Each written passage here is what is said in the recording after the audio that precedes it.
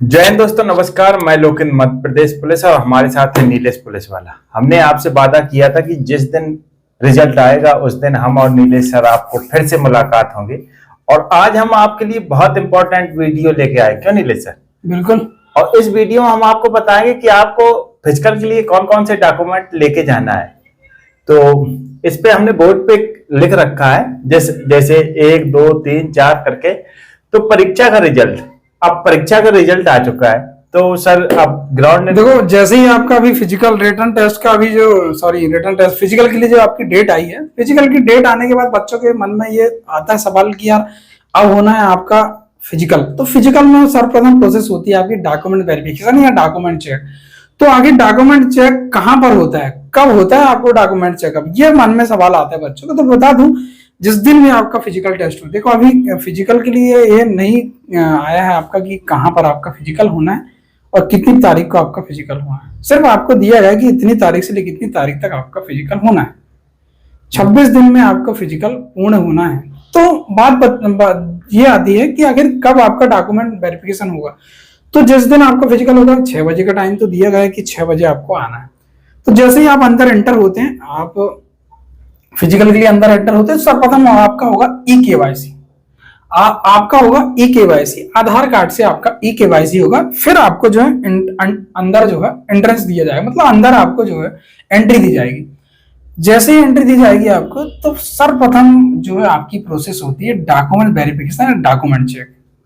अब बात आती है कि डॉक्यूमेंट चेक होते हैं तो आपको जो, देखो आपके जो अभी एडमिट कार्ड आएगा, मतलब फिजिकल का आपको जो एडमिट कार्ड आएगा जिसमें मेंशन होगा कि कब आपका फिजिकल होना, कौन से ग्राउंड में आपका फिजिकल होना, उसमें नीचे जो है पूरा मेंशन किया जाएगा कि आखिर क्या क्या डॉक्यूमेंट आपको लेकर जाना है। फिर भी आप जो है कहीं आपके पास पूर्ण होते हैं डॉक्यूमेंट पूरे, लेकिन कहीं ना कहीं फिर भी बच्चों के मन में सवाल आता है कि आखिर भाई घबराहट तो होती है, स्वाभाविक होना है, लेकिन क्या क्या आपको जो फुलफिल करना, कहीं ना कहीं आपको डॉक्यूमेंट्स कौन से पूर्ण करना है और क्या चेक किया जाता है। वहां पर ही बोर्ड भी लगा हुआ होता कि ये डॉक्यूमेंट्स अगर आप पूर्ण कर ले तो कहीं ना कहीं आपको डॉक्यूमेंट से बाहर नहीं किया जाएगा। तो अगर कौन से डॉक्यूमेंट इस वीडियो के माध्यम से आपको बताएंगे, अगर आप पूरा कर लेते हैं तो फिर आपको कहीं दिक्कत नहीं जाने वाली। क्योंकि इससे पहले कि फिजिकल में जो हुआ था, सारे के सारे फिजिकल हमने देखे हैं, अगर क्या कहाँ पर बच्चे बाहर होते हैं, तो ये हमने बात नोटिस किया हूं और कहीं ना कहीं आपको ये गलती नहीं करना है, ठीक है। और हम सोच रहे हैं कि ये गलती आप बिल्कुल ना करें, क्योंकि बहुत सालों के बाद इतनी मेहनत करने के बावजूद आदमी यहाँ पर पहुंचता, अगर यहाँ से वापस अगर हार मान के निकल जाते तो फिर कहीं ना कहीं जो है आपको आगे चल के दिक्कत होती। 9-10 महीने हो गए। तो हम ये चाहते हैं कि भाई कहीं ना कहीं से आप डॉक्यूमेंट वेरिफिकेशन से तो बाहर बिल्कुल ना हो। देखो फिजिकल तो आप अपने एफिशिएंसी के ऊपर की, अपनी क्षमता के ऊपर की आप अच्छा फिजिकल कर रहे हो, कहीं ना कहीं आपको दिक्कत नहीं जाने वाली। लेकिन डॉक्यूमेंट एक छोटी सी गलती, अगर आप कहीं ना कहीं गलती करते हैं तो फिर आपको दिक्कत बहुत जाने वाली है। आप हमेशा पछतावा करेंगे कि काश मैंने ये पूर्ण कर लिया होता तो फिर मैं जो है डॉक्यूमेंट से बाहर नहीं होता। क्यों नीले सर, ऐसा भी होता है कि डॉक्यूमेंट्स में बच्चे बाहर किए जा सकते हैं? देखो डॉक्यूमेंट्स में बच्चे बहुत कम बाहर होते हैं, रेयर कंडीशन में ही बाहर होते हैं। डॉक्यूमेंट में बता दूं, देखो आपका 6 बजे से लगभग शाम तक पूरे लड़के लोगों का फिजिकल होता है। उस बीच में आपको जो समय दिया जाता है, देखो आपको जो 6 बजे सुबह से शाम के 6 बजे तक आपका फिजिकल होना है, तो इस बीच में अगर आप पूर्ण करके ले आते हैं तो फिर आपको जो दिक्कत नहीं आने वाली। समय देते हैं, ऐसी बात नहीं है कि आपको डॉक्यूमेंट नहीं है तो बाहर कर दिया जाएगा। आपको समय दिया जाता है, ठीक है भाई आप इतने समय तक यहाँ पर ग्राउंड पर पूरे फुलफिल करके या पूर्ण करके आप आ जाएं तो आपका फिजिकल हो जाएगा। जैसे डॉक्यूमेंट्स की ये प्रीति है, मतलब जैसे एक प्रति, आप जैसे फोटोकॉपी की बात करें तो ओरिजिनल लेके जाना है आपको, उसके 5 से 7 मतलब 5 प्रति आप ले जा लेते हैं। और उसमें ध्यान रखना स्वयं हस्तापित, मतलब सत्यापित जो होगा आपके स्वयं के द्वारा होगा। आप ये ना सोचें कि सत्यापित डीएसपी रहेंगे या राजपत्रित अधिकारी थे, आप खुद सत्यापित करना। उसमें स्पष्ट लिखा हुआ है, रिजल्ट में स्पष्ट लिखा हुआ है कि आप जो है स्वयं द्वारा स्थापित, मतलब आपका जो है हस्तापित होना चाहिए, मतलब आपको खुद के साइन होना चाहिए, ठीक है। जैसे हमने लिख रखा है कि परीक्षा का रिजल्ट, जैसे परीक्षा का रिजल्ट आ चुका है और सर ने बताया कि आपका इतने दिन फिजिकल चलेगा, रिटर्न, और रिटर्न के बाद अब आपका फिजिकल होना है। फिजिकल में आईडी आपकी कौन कौन लगना है? Aadhaar card, voter ID, driving licence. इसमें क्या रहता है, किसी के सरनेम में दिक्कत होती है, किसी का पापा का सरनेम, तो इस पे नीलेश सर बताना बच्चों को। देखो रिजल्ट की अभी बात करें तो रिटन टेस्ट के रिजल्ट जो आपने रिटन टेस्ट का रिजल्ट दिया, दूसरा ये आपका फिजिकल टेस्ट। अभी फिजिकल टेस्ट के रिजल्ट, फिजिकल टेस्ट का एडमिट कार्ड आना बाकी है, तो एडमिट कार्ड वो और दूसरा आपका रिटन टेस्ट, ये दो आपको एडमिट कार्ड ले जाना है। नेक्स्ट बात आती है आईडी कार्ड की। देखो आईडी कार्ड की अगर बात करें तो Aadhaar card, voter ID, driving licence. देखो वोटर आईडी ये जो है मैंडेटरी नहीं है, मतलब आप ये ले जाना अनिवार्य नहीं है, लेकिन आईडी प्रूफ के लिए ये आप ले जा सकते हैं। लेकिन ये आधार कार्ड जो है ये अनिवार्य है भाई, आधार कार्ड नहीं लेगा तो ये कुछ काम होगा नहीं, आपको एंट्री नहीं दी जाएगी, क्योंकि ये जो है ई केवाईसी, अब ई केवाईसी कह रहा हूँ, आपका जो है ये आधार कार्ड जो है बहुत जरूरी है। तो आधार कार्ड को लेकर बहुत ज्यादा बच्चे परेशान हैं। हालांकि अब तक तो बच्चों ने सुधार लिए होंगे, कई नाम हो सरनेम हो, तो अगर आपके नाम या सरनेम में कहीं दिक्कत जा रही है, आपके पिताजी के नाम में सरनेम में कहीं दिक्कत जा रही है, तो आप जिला न्यायालय जो रहती है, कोर्ट जिसको कचहरी भी कहते हैं, तो आप कचहरी में जाकर एफिडेविट बनवा लें। स्टाम्प 10-20 रुपए का स्टाम्प पर आप बनवा लें कि आधार कार्ड में आपको यहाँ पर गलती हुई। हालांकि आधार कार्ड में गलती तो लोग सुधर लेते हैं, वो ज्यादा करेक्शन 10 से 15 दिन में अपडेट आराम से। और अगर आपके पास वोटर आईडी, ड्राइविंग लाइसेंस तो नहीं है तो कोई दिक्कत नहीं, घबराना बिल्कुल नहीं। नंबर 3 पे 10 और 12 की मार्कशीट, जन्म तिथि, प्रमाण पत्र, नाम, डेट ऑफ बर्थ। तो इसमें क्या है कि आपकी 10 और 12 में जो 10 में डेट ऑफ बर्थ हो वो 12 में होना चाहिए, क्यों नहीं ले सर? हाँ, जैसे कई बार बच्चे होते हैं ना 10वीं 12वीं की नाम या सरनेम या आपका बीच का नाम जो होता है सरनेम, उसमें जो है मैच नहीं खाते। मतलब कहीं ना कहीं आपके 10वीं के नाम पूरा है तो 12वीं के नाम में अगर पूरा नहीं होगा, आपके पापा जी का नाम पूरा नहीं होगा, माता जी का नाम सरनेम में गलत है, कहीं ना कहीं जो है आपको सरनेम पूरी नहीं है। तो ये चीजें जो है बच्चों के बहुत ज्यादा कमेंट आए थे मुझे, बहुत ज्यादा बच्चे मुझे बोल रहे थे कि सर ये इसको लेकर एक वीडियो बनाइए। तो मैं बता दूं, ये अगर आता है, ये देखो जन्मतिथि प्रमाण पत्र, देखो यहाँ पर कई बार लिखा हुआ होता है जन्मतिथि प्रमाण पत्र, क्योंकि जन्मतिथि प्रमाण पत्र जो है अभी 2014 से चालू हुआ है बनना। पहले जन्मतिथि प्रमाण पत्र जो है नहीं बनता था, 10वीं की मार्कशीट को ही जन्मतिथि प्रमाण पत्र मान लिया जाता था। तो ध्यान रखना है, जन्मतिथि प्रमाण पत्र मतलब 10वीं की मार्कशीट, उसमें नाम और डेट ऑफ बर्थ मेंशन किया जाता है। अब बच्चे के सवाल में ये आता है कि अगर धोखा नाम सरनेम में गलत आती है तो क्या करें? तो वही बताया मैंने प्रोसेस की, आपको कोर्ट कचहरी या जिला अदालत आपको जाना है, वहां पर आपको जो है एक एफिडेविट बनवाना है। एफिडेविट में ये लिखवाना आपको कि आपकी नाम या सरनेम में पापा जी के, माता जी के नाम में जो भी आपको मिसमैच हो गई है, कहीं ना कहीं गलती है आपकी, तो आप जो है वहां पर आप एफिडेविट के माध्यम से इसको जो है ठीक करवा सकते हैं। ठीक तो नहीं कराएंगे, लेकिन एफिडेविट बनवा लेते तो फिर आपको फिजिकल में कहीं दिक्कत नहीं जाने वाली, घबराएं बिल्कुल नहीं, ठीक है। वो एक प्रमाण पत्र के रूप में हो जाएगा। कोर्ट का कोई भी कागज होता है वो हर जगह मान्य होता है। तो आपको एक एफिडेविट, जैसे नीलेश सर ने बताया है कि वहां पे जाओगे, एक शपथ प्रमाण पत्र होता है, उस पर बाकायदे लिख जाता है, एक स्टाम्प 10 या 50 रुपए का चिपका दिया जाता है।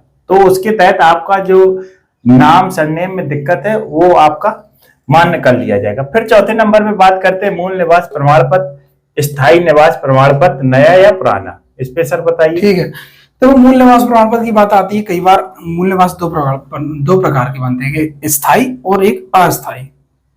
तो घबराना बिल्कुल नहीं, अगर आपके पास अस्थायी है तो भी चलेगा। देखो मूल निवास होना चाहिए, हो गया, ये नहीं है इसमें ये मेंशन नहीं किया गया कि आपको स्थायी ही अनिवार्य है या अस्थायी ही अनिवार्य है।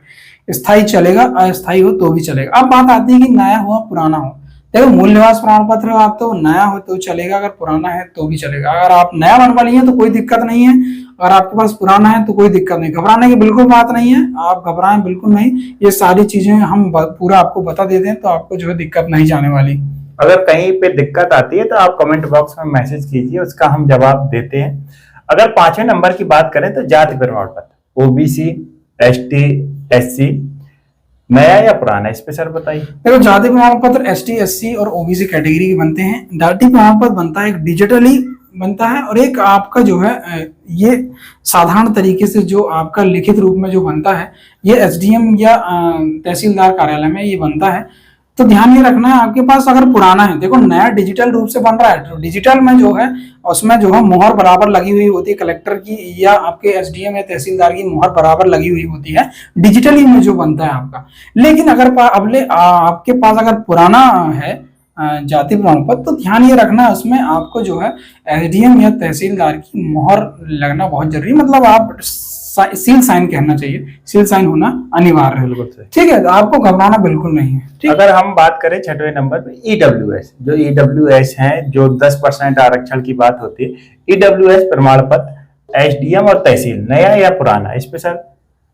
देखो ईडब्ल्यूएस के सर्टिफिकेट की यार बात करें तो ईडब्ल्यू सर्टिफिकेट जो बनता है आपका जनरल कैटेगरी के लोगों को बनता है।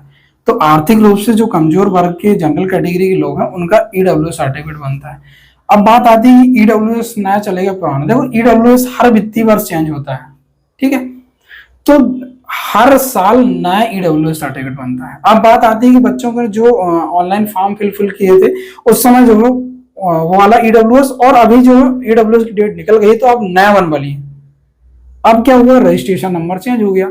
तो बच्चे बहुत ज्यादा घबराते हैं, सर उस समय हमने जो डाले थे ऑनलाइन फॉर्म भरती समय तो ईडब्ल्यूएस और कुछ था, अभी और कुछ है ईडब्ल्यूएस। या कुछ बच्चे ऐसे होते हैं जिनको देखो हर साल आय को मेंशन किया जाता है, मतलब हर साल जो ईडब्ल्यूएस इसलिए रिन्यू होता है कि हर साल आपकी आय को मेंशन किया जाता है। जैसे अभी आपकी आय जो है लगभग 2 से 3 लाख रुपए आपकी आय है, बढ़ती उसके बाद अगले साल आपकी आय जो बढ़ गई तो कहीं ना कहीं जो है आप ईडब्ल्यूएस के अपात्र होते, कई लोग होते अपात्र हो जाते हैं। क्योंकि मुझे 2-3 बच्चे ऐसे हैं जो जिन्होंने कमेंट किया था जिनकी जो है ईडब्ल्यूएस की जो है अपात्र हो गए थे वो लोग। तो उनके लिए बिल्कुल बता घबराना नहीं है। अगर अपात्र हो गए तो आप कोई दिक्कत नहीं, अपात्र अगर हो गए हैं तो आप उसमें कोई दिक्कत, अपात्र अगर हो गए हैं तो आप बिल्कुल नहीं ले जाइए, आप पुराना ईडब्ल्यूएस सर्टिफिकेट ले जा सकते हैं। और अगर आपने नया बनवा लिया तो आप नया, आपके पास अगर डेट नहीं निकली तो आप पुराना ईडब्ल्यू सर्टिफिकेट ले जा सकते हैं।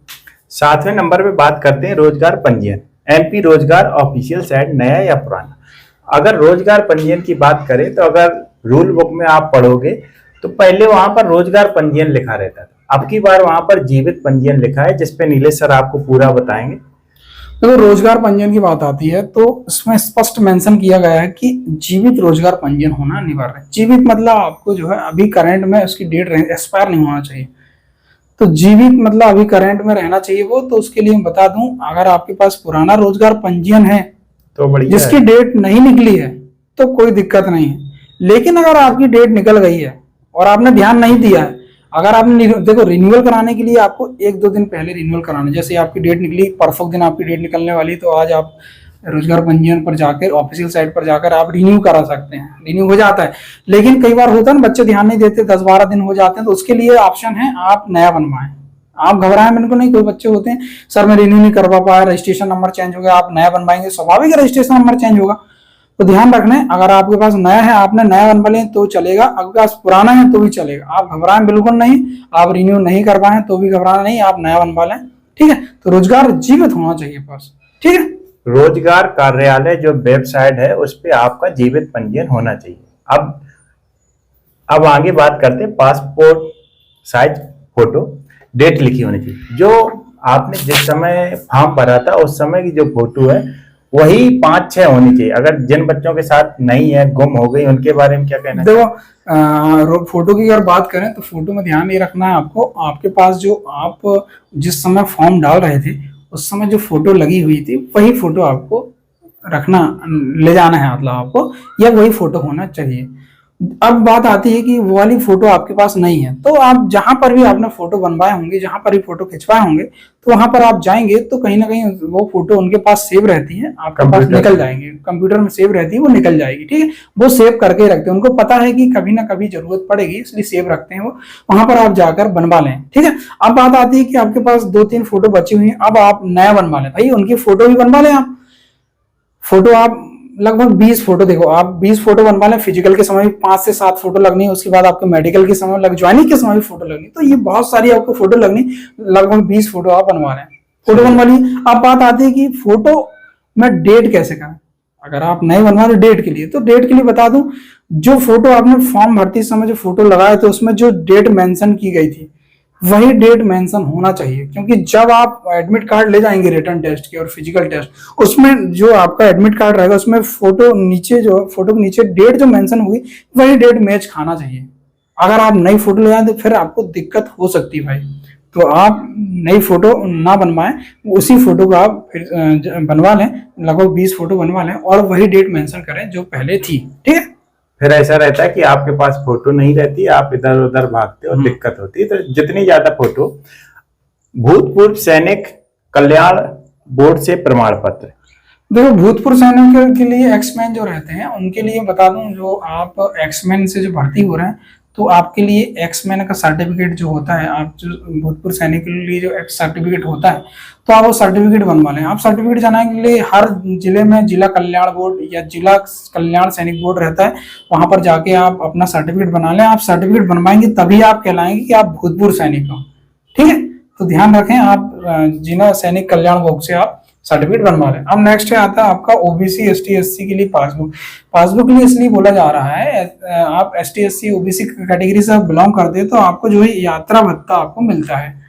तो आप पासबुक लेके आएंगे और उसमें एक फॉर्म भराया जाता है, आप फॉर्म भरें और पासबुक पिंच करते हैं उसमें आप अटैच करें, तो कहीं ना कहीं जो है आप यात्रा भत्ता के लिए पात्र हो जाएंगे। आप पासबुक लेके आएंगे तो आपके अकाउंट में जितना भी आपका यात्रा भत्ता हुआ है आपको जो है आपके अकाउंट में वो राशि आ जाएगी, ठीक है।